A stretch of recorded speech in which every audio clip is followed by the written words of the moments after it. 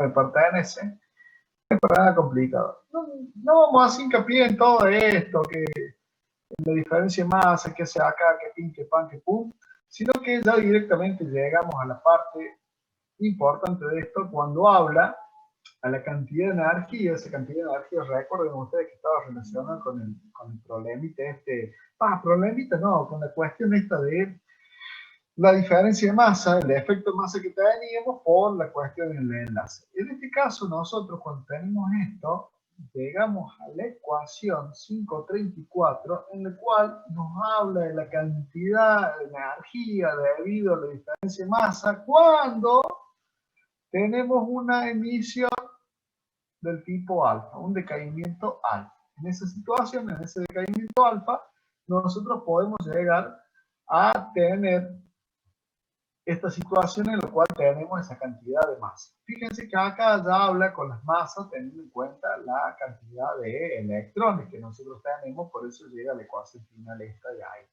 La otra es de los núcleos, en esta última tiene en cuenta todo, incluidos los electrones. Bueno, y ahí dice que esta es la energía liberada en el proceso de desintegración alfa en función de las masas precisas. Las masas precisas, cuando están en M mayúscula, recuerden que era cuando incluía también a los electrones que estaban puestos en juego de cada átomo que intervenía.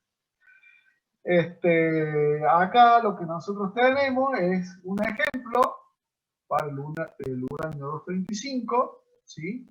Uranio 235, en el cual emite el núcleo de helio y hay un remanente de energía que está relacionado con esa emisión del núcleo de helio. Esa cantidad de energía liberada es de 4,67 megaelectronvolt. Acá está la pregunta del millón. Obviamente, dice, ¿por qué emite una partícula alfa y no otra? Todo depende, todo va a depender de la energía puesta en juego.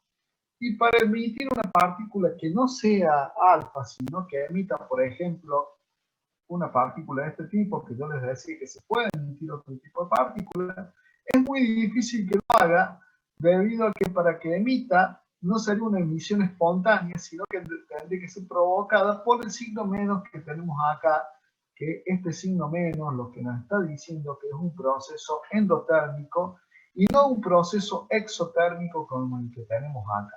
En este de acá es un proceso exotérmico, quiere decir que tiene un exceso de energía el núcleo y ese exceso de energía lo libera, haciendo que el núcleo sea más estable mediante la emisión de una partícula alfa y también de una liberación de energía en ese caso. Si yo quisiera que se produzca de otra manera, para producirlo de otra forma, tendría que generar o pasar a otra situación en la cual tendría que suministrar la energía para que se produzca esa desintegración. Ese sería el proceso de desintegración alfa. Las desintegraciones isobáricas, que dice acá, son las que tienen en cuenta la emisión beta, en lo cual nos queda siempre el mismo número másico, ¿sí? Pero se va cambiando el número atómico. Empieza a explicar la desintegración beta negativa, hace un análisis similar, y en el caso de la emisión beta negativa, le queda de esta manera, ¿sí? La emisión beta negativa. En la característica de captura electrónica, llega haciendo el mismo análisis, que no es ninguna cosa extraña, pero hace un análisis de un balance másico y energía, lo hace de esta manera, ¿sí? Y en la desintegración beta positiva también hace los mismos balances, pero llega a esta conclusión. En cada uno de esos balances vamos a tener las ecuaciones que después nos van a hacer falta para poder llegar al estudio de los ejercicios que nosotros vamos a proponer. No sé si hay alguien que está queriendo decir algo, no, parece que no, perfecto. ¿Listo? Entonces, en esa situación, nosotros vamos a tener esas características de emisión. Vamos a utilizar este cosito de acá, que es el spot que tenemos para poder seguir. Acá, en el caso de el carbono 14, ¿sí? El carbono 14, el carbono 11, que les muestra ahí, carbono 14, carbono 11 y berilio, que nosotros tendríamos en estos casos, va a ser el mismo análisis y lo que está proponiendo es observar qué es lo que ocurre cuando hay una transición del carbono 14 mediante una emisión de partículas beta, ¿sí? Una beta negativa. Eso es porque acá emitimos un electrón. Fíjense que el electrón lo toma con masa despreciable, por eso le tomo un número 0, y obviamente pasa de tener 14 como número másico a tener 14 como número másico resultante, pero ahora, de alguna manera, un neutrón se transformó en un protón. ¿Por qué? Porque tenemos un número másico en el cual ya ha cambiado un número atómico que ha cambiado y ha pasado de ser 6 a ser 7. ¿Sí? Y obviamente pasa de ser carbono a nitrógeno. En este caso pone todo en juego. ¿Qué quiero decir que pone todo en juego? Nos muestra también el neutrino que se produjo, ¿sí? Y obviamente la cantidad de energía puesta en juego en la emisión beta negativa. Saca un resultado, obviamente, ¿sí? Saca nuestro resultado. Obviamente que acá, para poner en juego esos valores, lo único que hizo fue sacar cuál es el defecto masa que nos queda. Para el otro caso, es una emisión beta positiva. ¿Por qué se da cuenta que es una emisión beta positiva? Plantea la situación con una emisión beta positiva, ¿sí? ¿Y qué pasaría en esa emisión beta positiva en el caso de la cantidad de energía que pone en juego? De este isótopo de carbono 11 que tenemos acá, va a tener que, como es una emisión beta positiva, hay un protón que se está transformando en un neutrón para poder hacer el equilibrio de la cantidad de carga eléctrica. Acá tengo una carga eléctrica positiva, nada más que ahora ya no está en el núcleo, sino que está emitida, que va a ser un positrón, más 5 que tengo acá todavía en el núcleo remanente o en el núcleo hijo, y que tiene que ser igual a lo que estaba del lado izquierdo, que eran los 6 protones que teníamos originariamente. Hace un balance energético y en este balance energético también le da positivo, por lo tanto es una emisión que es posible en la realidad. Debido a que esa emisión que es posible en la realidad, lo hace con una reacción exotérmica. ¿Sí? ¿Qué es lo que ocurre acá? En esta situación dice, esta máxima energía con la que puede ser emitido positrones, pero como dijimos anteriormente, la emisión positrónica compite con la captura electrónica. ¿Sí? Quiere decir que puede ocurrir de las dos maneras. Se podría ver qué pasa con el carbono 11 si hacemos en vez de un proceso de emisión, un proceso de captura electrónica, analizándola con la ecuación correspondiente, y ver cuál de las dos en el balance energético es más probable. La que mayor energía emite en el balance energético va a ser la que va a ser la más probable de las dos.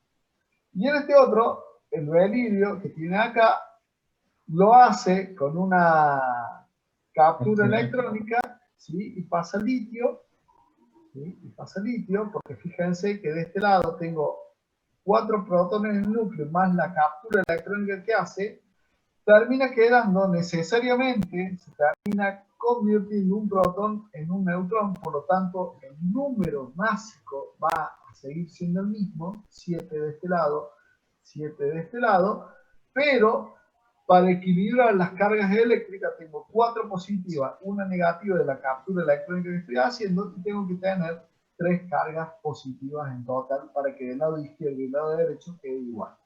Y obviamente, necesariamente tenemos que, para tener en cuenta la cantidad de movimiento de un lado y del otro, necesitamos nuestro neutrino para que ese neutrino, sumado al núcleo nuevo que tienen ahí, que es el núcleo de litio, nos dé la cantidad de movimiento que tendría que tener cuando estábamos en la situación original. Cantidad de movimiento y el spin corresponde. Más una cierta cantidad de energía por captura de electrón. ¿Sí?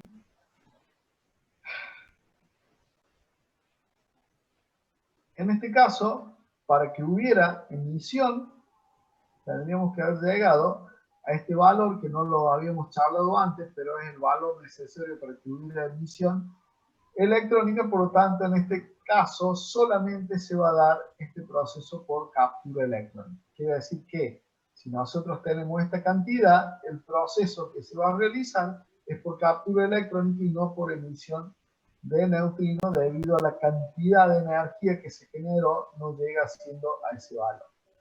Obviamente que, como ya dijimos, no vamos a hacer un análisis exhaustivo de lo que está pasando, debido a que nos llevaría mucho tiempo teorizar al respecto y tener en cuenta todas las posibilidades que nosotros estamos teniendo acá.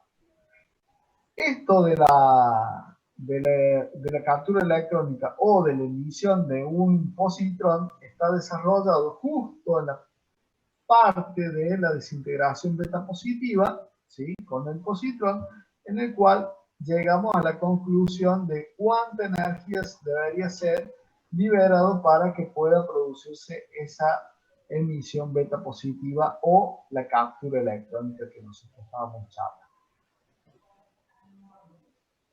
La desintegración gamma, lo único que hace la desintegración gamma, no me está modificando la característica del núcleo en sí, sino que desexcita el núcleo, teniendo en cuenta que emite un fotón o emite fotones con distintas características, debido a que en ese proceso de emisión, por ejemplo, como en este caso, el cobalto, ¿sí? Que puede pasar por una emisión beta negativa, ¿sí?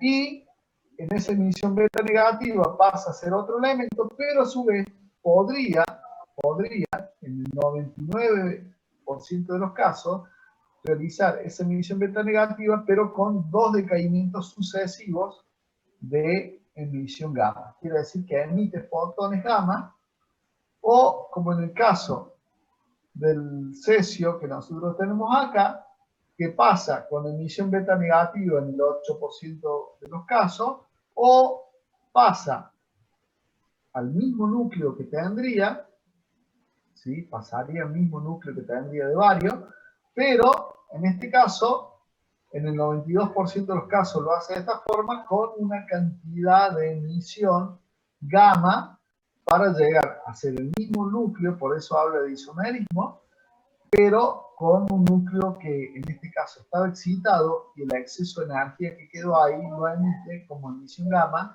y llega a la misma cantidad que tenía acá. Fíjense que es, denme 2 segundos que vamos a ampliar un poquito. Perdón. Ahí. En este caso pasa del 137,55 que es el cesio al 137,56 que es el bario. Fíjense que la cantidad que yo tengo de número másico es el mismo. Este M que yo tengo acá es porque está excitado el núcleo y el exceso de energía que tiene la excitación lo elimina como radiación gamma, ¿sí? Y queda el mismo núcleo que tenía pero sin la M. ¿Por qué? Porque ahora ya no está excitado como estaba antes, sino que ya es un átomo estable sin ningún tipo de emisión. Esto que tenemos acá, que les puso ahí el autor, es el término de cuánto es la vida media útil de ese tipo de elemento. La emisión, cuando se produce, la emisión gamma, ¿sí? Por lo general es de un periodo de tiempo extremadamente corto, ¿sí? Es a lo que está hablando ahí. Y En este caso lo que está hablando es del isómero del bario, en el cual la vida media del isómero del bario es de 2,6 minutos. Es muy poquito tiempo el que dura el bario, que es 2 segundos, ¿sí? Cuando habla de isomerismo, en lo que les comentaba recién, ya no se modifica el núcleo, sino que como estamos emitiendo un fotón en la desintegración gamma, no se modifica ni la cantidad de carga eléctrica, ni se modifica la cantidad de masa, sino que es simplemente una emisión de energía, ¿sí? En forma de fotón. Por lo tanto, habla de que queda en la misma situación que estaba antes. Lo que nos quedaría por ver hoy, y que vamos a hacer una introducción a este tema, es la desintegración radioactiva. Esa desintegración radioactiva es lo mismo que venimos charlando ahora, pero en lo que se refiere en este caso es que si nosotros tenemos una muestra de material radioactivo, esa muestra de material radioactivo tiene una emisión de radiación, ¿sí? Una emisión de material ionizante, y esa emisión de radiación, ¿sí? De material ionizante, lo que va a hacer es que tengamos una actividad que se denomina radiación, ¿sí? Y en esa actividad nos habla de que ese núcleo va a ir modificándose, la cantidad de núcleos va a ir modificándose en el tiempo. Si ustedes observan la fórmula 544, esa fórmula 544 nos está diciendo que la actividad radioactiva, ¿sí? A medida que transcurre el tiempo, es inversamente proporcional a la cantidad de núcleos, de número de núcleos que yo tengo en esa muestra. Fíjense que en este caso también hablamos de un concepto probabilístico. No todos los núcleos se van a desintegrar al mismo tiempo. Si bien tienen una vida, ¿sí? Tiene una cierta vida, como veíamos recién, la vida media del bario excitado era de 2,6 minutos, me parece que era, y en ese caso no quiere decir que todos al mismo tiempo se van a excitar y van a emitir todos la radiación gamma, sino que lo que me está diciendo es que hay un concepto probabilístico en el cual se va a ir emitiendo en función de la muestra que nosotros tengamos. Hay una actividad de la muestra. Lo interesante de eso es que como nosotros tenemos una variación de la actividad de la muestra en función del tiempo, cada vez vamos a tener menos emisión debido a que la muestra va a ir perdiendo ese material radioactivo que tenemos, se va a ir convirtiendo en otra cosa, y en esa situación lo que va a ocurrir es que ese signo menos que yo marqué con un color rojo es importante porque lo que nos está diciendo es que cada vez va a ir existiendo menos actividad. ¿Qué queremos decir con esto? Por ejemplo, si nosotros tomamos una muestra de material, como por ejemplo el uranio, tomamos mineral de uranio, en esa muestra de mineral de uranio podemos tener uranio 238 o podemos tener, por ejemplo, uranio 235, en una cierta proporción. Si nosotros dejamos pasar el tiempo, ¿sí? Y lo dejamos en el yacimiento y lo vamos a ver de acá a una cierta cantidad de tiempo, ya somos viejitos, van nuestros nietos, van a poder observar que la actividad radiactiva sigue estando, pero en una cantidad mucho menor. ¿Por qué? Porque los núcleos que tenemos ahí en ese mineral han ido poco a poco emitiendo su radiación hasta que se van convirtiendo en otra cosa y van decayendo su actividad radioactiva, ¿sí? ¿Qué es lo que pasa con esto? ¿A dónde vamos? Que si en vez de hacerlo en el futuro, nosotros dijéramos, che, hace mucho tiempo atrás, cuando, por ejemplo, todavía estaba el hombre de Neandertal, o antes de eso todavía, cuando todavía no estaba el Homo sapiens, ni estaba el Neandertal, ni el Homo habilis, podría haber habido o podrían haber existido reactores nucleares espontáneos. Y sí, podrían haber existido. ¿Por qué? Porque nosotros podríamos haber tenido una concentración tal de material radioactivo en ese mineral, en esa cantera, por decirlo así, o en ese yacimiento, por decirlo así, que hubiera sido tal la concentración que hubiéramos tenido que si pasábamos por esa zona, el terreno estaría caliente. No estaría caliente porque le daba el sol, sino que estaría caliente debido a la reacción nuclear o la reacción de la radioactividad del material que nosotros tenemos en esa cantidad. Quiere decir que si nosotros nos pudiéramos volver en el tiempo, en aquellos lugares donde tenemos material radioactivo al día de hoy, podríamos en algunas circunstancias, hace muchísimo tiempo, haber tenido reactores nucleares espontáneos, ¿sí? Reactores nucleares naturales. ¿Mm? Eso es lo que les quería comentar, como curiosidad, ¿no? A todo esto. Si nosotros avanzamos un poquito, hablamos de la actividad de esta actividad que nosotros estamos hablando, actividad radioactiva, se mide en unidades de Curie, ¿sí? Vamos a seguir utilizando esa unidad, y es la cantidad de desintegraciones por segundo que se produce en 1 gramo de un elemento radioactivo que se denomina radio, ¿sí? La actividad, la emisión que nosotros tenemos de elementos radioactivos del radio que se va desintegrando y transformándose en otro elemento. Esa radioactividad, experimentalmente, ¿sí? Llegamos a una expresión que se denomina la ley de desintegración radioactiva. Si ustedes observan, es un exponencial, quiere decir que es un exponencial, y si ustedes miran, perdón, vamos a agrandar un poquito esto también, vamos a coger esta barrita de acá, para poder utilizar esto y agrandar un poquito esto. Esta ley de desintegración radioactiva tiene un signo negativo, por lo tanto una exponencial negativa, quiere decir que a medida que pasa el tiempo, esa actividad va siendo cada vez menor, ¿sí? Por eso es que, por ejemplo, en el desastre de Chernobyl o de la planta de Fukushima, esa actividad va a ir disminuyendo con el tiempo. Lo que pasa es que vamos a tener que esperar mucho tiempo para que esa actividad disminuya, porque está relacionado con la constante desintegración, que es esa lambda que nosotros pusimos ahí, y que va a depender obviamente de los núcleos presentes y del tipo de materia que nosotros tengamos. Entonces, esa ley de radioactividad que nosotros pusimos acá, la relacionamos con lambda, que es lo que nosotros tenemos acá, y esa relación es la que nos está dando la cantidad de núcleos que se van desintegrando por unidad de tiempo.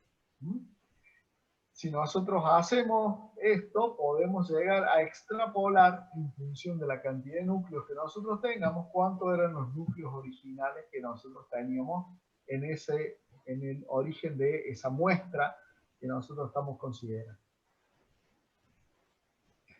Si nosotros hablamos de esa manera, este R sub 0 es la actividad inicial. Y esa actividad inicial está dada por la constante de desintegración que nosotros tenemos ahí para poder sacar esta actividad. Obviamente, seguimos con la charla de que esto es una exponencial, y el andar de la exponencial es lo que nosotros estamos viendo acá en este gráfico de esa exponencia. Carly, yo voy a correr esto acá. Yo creo que ustedes no lo ven, pero yo sí estoy viendo esa barrita que por ahí me molesta en la charla que vamos a dar. Esta actividad, como todo exponencial, recordemos que la importancia de la exponencial es que hay un tiempo t, el tiempo t, ¿sí? Ese tiempo t me está dando que es el tiempo que tarda en disminuir a la mitad esa actividad.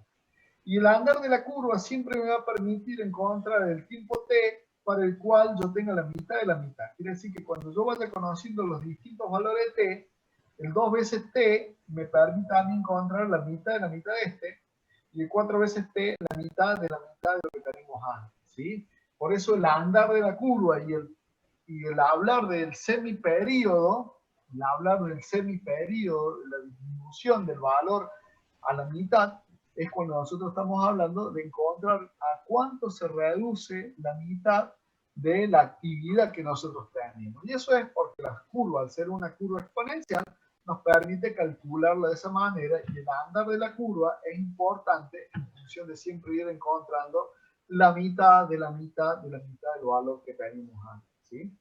Eso es lo importante que nosotros tenemos ahora. Este es el T que nosotros tenemos, el de la semidesintegración, ¿sí? A no confundir con el valor que nosotros siempre hablamos, y ojo acá, con el valor de tau, ¿sí? El valor de tau es el que nosotros venimos hablando cuando utilizamos, por ejemplo, la disminución de la cantidad de carga en un capacitor, ¿sí? Por ejemplo, en el caso del capacitor.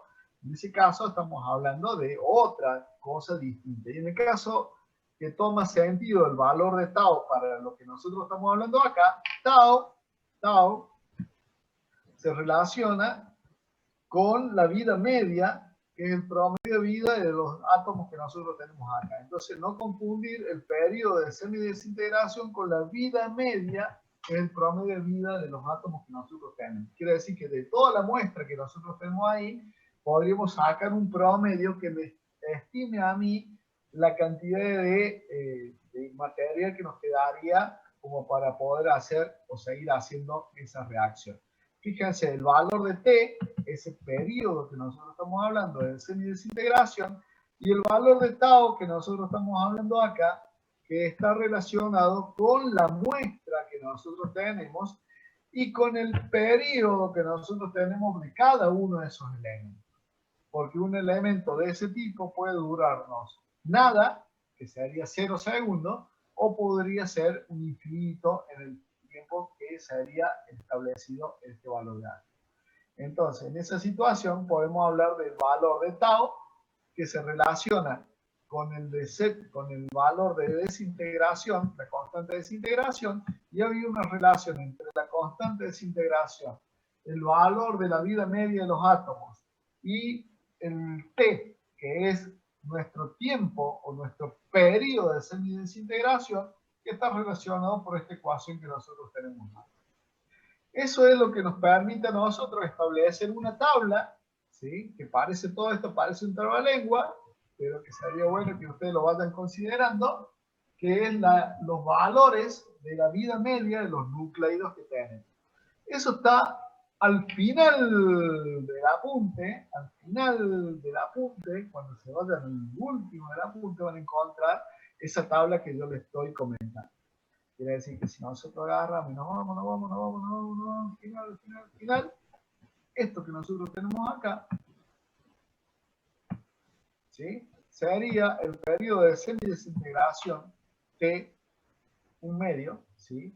Sería T subíndice, un medio, de los elementos radioactivos. Entonces, en función del elemento radioactivo que nosotros tengamos, podríamos observar los periodos de semidesintegración de estos elementos. Por ejemplo, si hablamos del níquel, ¿sí? El níquel, el elemento níquel es el elemento número 28 y el número másico 57 en uno de sus isótopos que tendríamos, tendría un periodo de semidesintegración de 36 horas, ¿sí? Y también les da el porcentaje de abundancia de ese elemento. Y tenemos el níquel, que es el más común que tendríamos nosotros, ¿sí? Que existe en una abundancia del 68% y que es estable. ¿Por qué es estable? Porque acá no tenemos periodo de semidesintegración. Tenemos otro elemento inestable que puede mostrarnos con una letra M, lo muestra con un asterisco y nos está diciendo que son núcleos inestables. Entonces, en esa situación tenemos las distintas características de los valores del níquel, así como el cobre y como otros elementos como el zinc y todos los demás.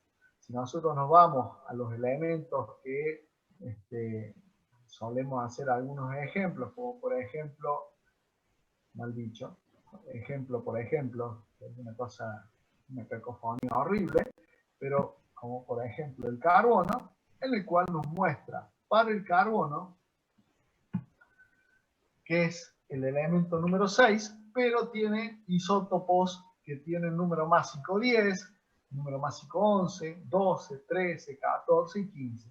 Lo más famoso de todo esto, el carbono 12 y el carbono 14. carbono 12 porque el que encontramos en la naturaleza, en nuestro cuerpo, lo encontramos en los árboles, ¿sí? Y el carbono 14, que es un isótopo de carbono, el cual, como habíamos charlado hace un ratito, se encontraba, no lo charlamos todavía, se encuentra en la naturaleza, pero es producido en las capas superiores de la atmósfera debido a los rayos cósmicos que generan una ionización de este elemento y me hacen una alteración del carbono 12 y lo llevan a carbono 14, que tiene un periodo de semivida de 5.730 años.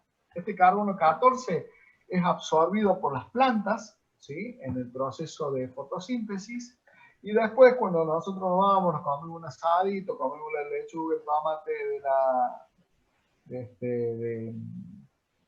de la ensalada y uno dice, bueno, entonces es radioactivo, che, guarda, no comamos eso. No pasa nada, el periodo se mide de 5.730 años, no va a pasar nada. Entonces dice, no como más ensalada. Bueno, malas noticias, como tenemos animales como las vacas, que son herbívoros, entonces en esa situación, cuando la vaca se va, se come las margaritas, se come los pastitos, el feedlot y todo ese tipo de cosas que consume la vaca, también se consume el carbono 14. Y en esa situación, cuando nosotros comemos unas buenas hamburguesas o un buen asado por ahí, ojalá algún día en una de esas, quizá tal vez a lo mejor, y nos aumente el sueldo, entonces en esa situación también estamos consumiendo carbono 14. La idea de esto es que cuando nosotros pasamos el infinito y más allá, al pasar el infinito y más allá, comienza a decaer la cantidad de carbono 14 presente en nuestro cuerpo. ¿Por qué? Porque ya no consumimos más nada, ya está, ya no estamos más. Entonces en esa situación ya no consumimos más carbono 14 y empieza a decaer ese valor de carbono 14. Al decaer el valor de carbono 14 nos permite a nosotros establecer de alguna manera un mecanismo de fechado a nivel radioactivo cuando queremos ver si una momia que andaba dando vueltas por ahí en Egipto, qué edad tiene más o menos, o algún otro tipo de elemento a través de lo que se denomina el fechado por carbono 14. Paso las series radioactivas que están ahí. ¿Por qué? Porque no es que no me interese, sino que eso lo pueden leer ustedes, ¿sí? Ya hemos hablado un poquito de este tema. Entonces, también el equilibrio secular también lo pueden ver ustedes, ¿sí? Eso también lo pueden ver ustedes. Y paso a lo que es el fechado radioactivo que anda por acá, como para que lo vamos a comenzar a ver la clase que viene. Ese fechado radioactivo está basado en el carbono 14, ¿sí?, que es un proceso en el cual podemos determinar no solo la vida o cuándo vivió una persona, sino también, por ejemplo, algún pedazo de material fósil que encontremos que todavía tenga carbono en su composición. Entonces, en esa situación, nosotros podemos observar que este isótopo radioactivo nos permite realizar un fechado para poder encontrar las características de la sustancia que estamos buscando cuando fue emitido, ¿sí? Hay algunos ejemplos en la historia que son bastante interesantes de conocer, hasta, por ejemplo, el sudario de Cristo, para que andan queriendo saber si el que está en Italia, no sé en cuál de las iglesias está el sudario de Cristo, si era realmente eso o no. Eso se hace en función de el fechado radioactivo, cortando un pedacito de ese sudario, llevarlo a analizar y tratar de establecer cuándo se cortó la planta para poder hacer esa tela. Entonces, como esa planta dejó de hacer ese intercambio de carbono 14, con la realidad se fue disminuyendo la presencia de ese carbono y se puede llegar a hacer un fechado radioactivo. Eso lo vamos a comenzar a charlar la semana que viene, conjuntamente con el ejercicio que vamos a comenzar a hacer. Y bueno, en función de eso, hasta acá llegó la clase de hoy, ¿sí? Así que los libero para que ustedes puedan ir a hacer sus demás quehaceres, que tengan que ir a preparar la comida y demás cosas, o irse a comer, o manteniendo la distancia social, ir a tomarse algo, un café, por ejemplo, en algún lado de Nueva Córdoba. Bueno, si tienen esa suerte, pueden ir a hacer.